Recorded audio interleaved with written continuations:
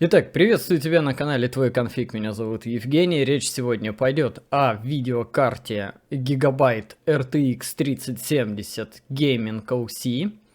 Если вы не видели, то месяц назад у меня вышло видео на GeForce RTX 3080M, или более известная как лаптоп-версия, а именно ноутбучный видеочип, интегрированный, так скажем, в полноценную десктопную видеокарту.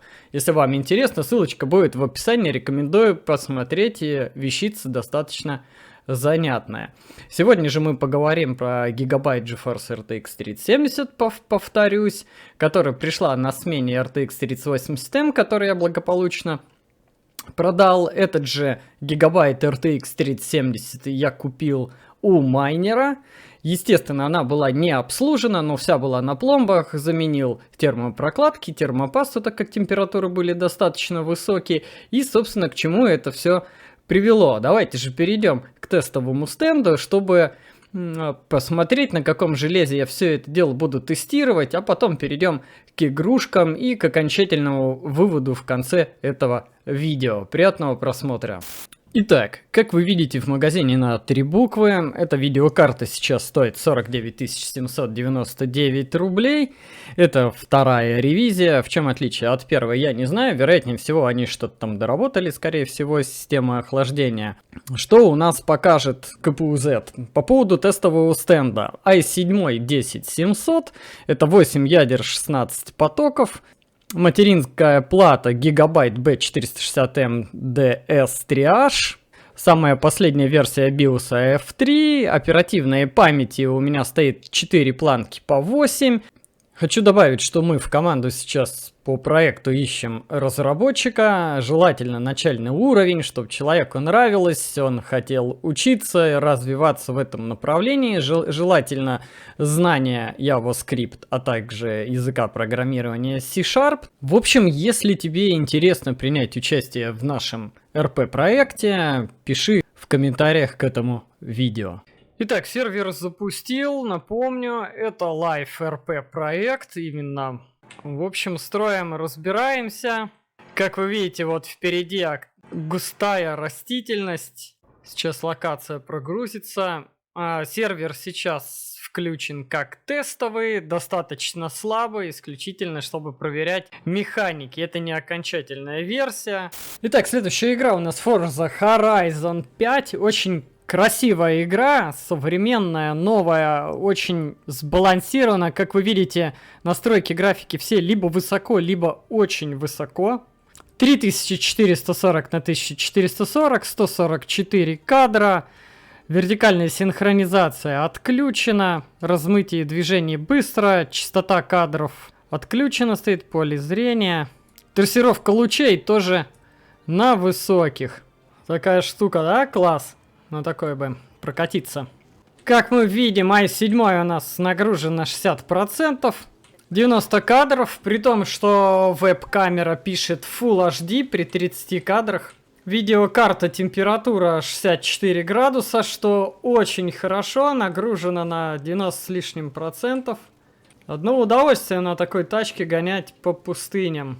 Ну и новая королевская битва под названием Super People. Взять ее можно в Steam, раздается она абсолютно бесплатная. Новый движок, новые фичи, суперспособности и прочее. Настройки графики.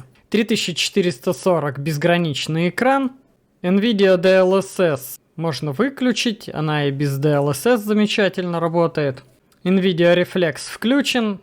Вертикальная синхронизация выключена.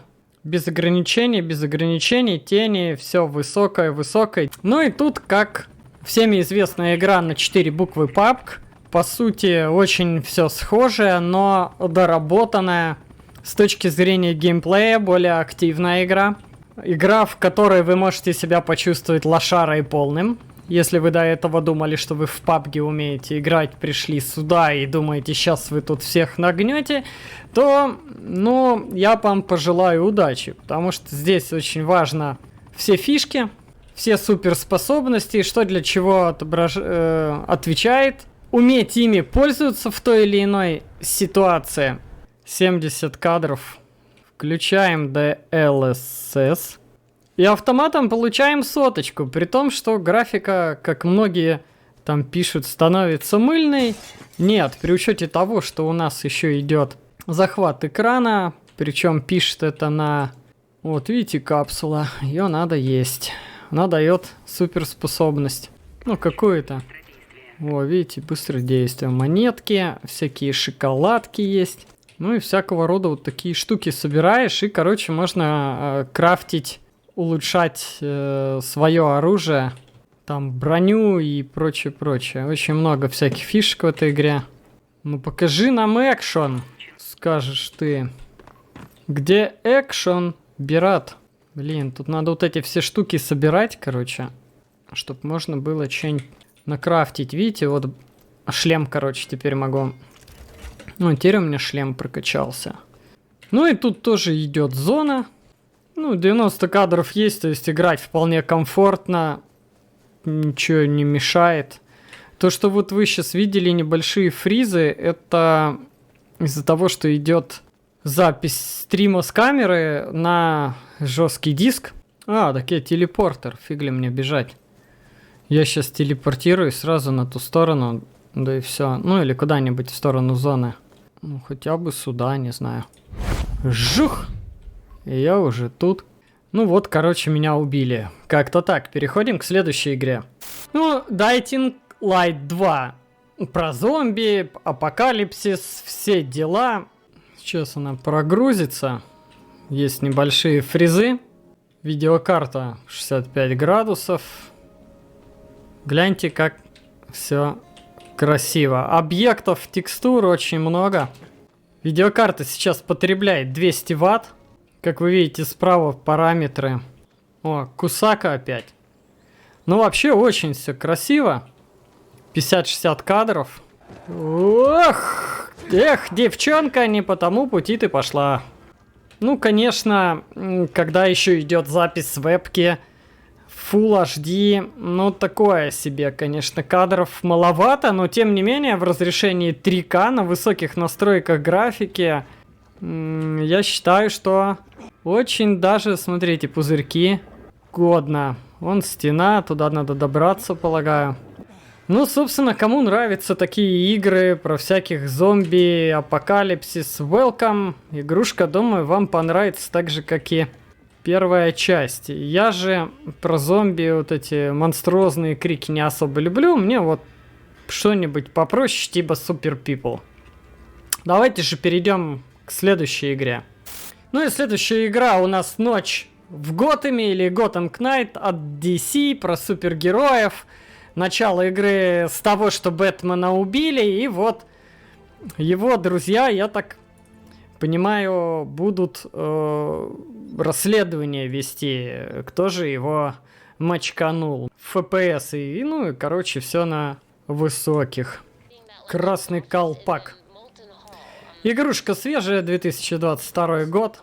Короче, ребят, если честно, ну, я такие игрушки не особо люблю. Тут эти все бродилки, ребусы какие-то разгадывать. Либо, может быть, у меня сейчас нет настроения. Ну, суть в том, что вон 70-80 кадров. Короче, играть можно, никаких лагов там, фризов нет. Все очень даже здорово. Давайте перейдем к заключительной игре и подведем итоги. Ну и заключительная игра у нас PUBG. Графику давайте поставим сейчас на... Ну, ультра это, я считаю, глупости все, но высокие. Какой-то лисий драчун ко мне пришел. Как вы знаете, PUBG это игрушка не оптимизированная. За 6 лет ее так и не допилили, как она была изначально по графике каким-то говном. Хотя периодически в нее играю. Я не могу сказать, что она мне нравится. Я там ее фанат, как многие бегают там PUBG или CSGO. Ну, CS вообще такое себе. Сейчас, конечно, все начнут мне написывать в комментариях: ты ни хера не шаришь, CS киберспортивная дисциплина и бла-бла-бла. Спасибо, ребят, я наиграл в свое время в Counter-Strike 1.6, также в Source. Вот Source была действительно неплохая игра. Физика отличная в Source, но из-за того, что она была сложная, надо было высчитывать траектории там полета пули и прочее, она не получила какой-то там бешеной популярности. А вот в 1.6 играли абсолютно все, кто маломайски дружил с компьютерами. Замечательное время тогда было, проводили его в компьютерных клубах, было классно, здорово, весело. Сейчас, конечно, когда ты сидишь дома за компом, но в удобном кресле, уже несколько это все не то.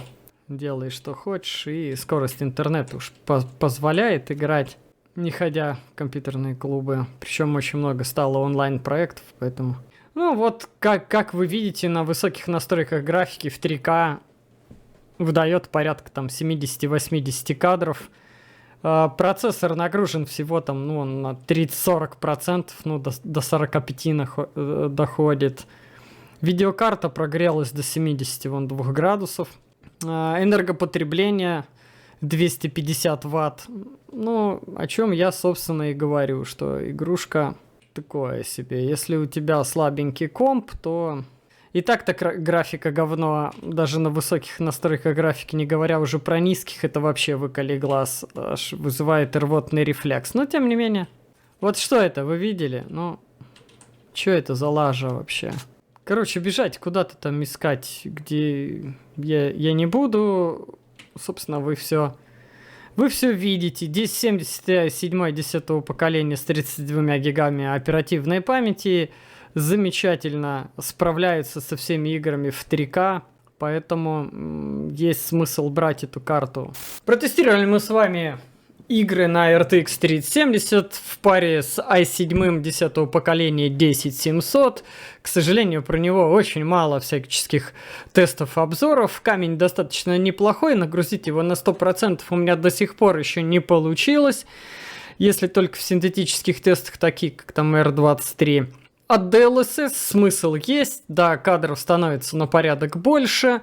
Трехвентиляторную версию видеокарты RTX 3070 однозначно нужно брать. Двухвентиляторную не рекомендую, зачем вам эти высокие температуры. По поводу лучиков и вот этих теней, отражения, да, игры стали сочней, красочней, но в принципе я без этого жил, и тот же GeForce 1070 GTX 256-битный, если у вас Full HD 1920 на 1080, то в принципе вам хватит на пару лет тоже поиграть на средневысоких настройках графики, не обламываясь абсолютно.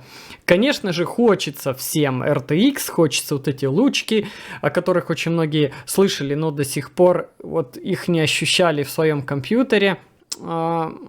Копите, рискуйте, покупайте. Я думаю, вы останетесь абсолютно довольными. Если у вас Full HD монитор, то в принципе, я думаю, что RTX 3060, там 12-гиговой версии, вам хватит вполне на пару лет, чтобы играть на высоких настройках графики. Не забывайте подписываться на канал, также на Discord нашего проекта, все ссылочки будут в описании к этому ролику. Впереди, думаю, что через 2 дня я запишу еще один видосик с Xeon 2650 и с видеокартой GTX 1065 гигов. Все, вот у меня руки не доходят. Я обещал еще месяц назад, что это сделаю, но так этого не сделал. Уж простите, такой вот я. Бывает, вдохновение приходит, вот записываю ролики. Вдохновения нет, считаю, что этого делать не надо, потому что, ну, ролик получится говно.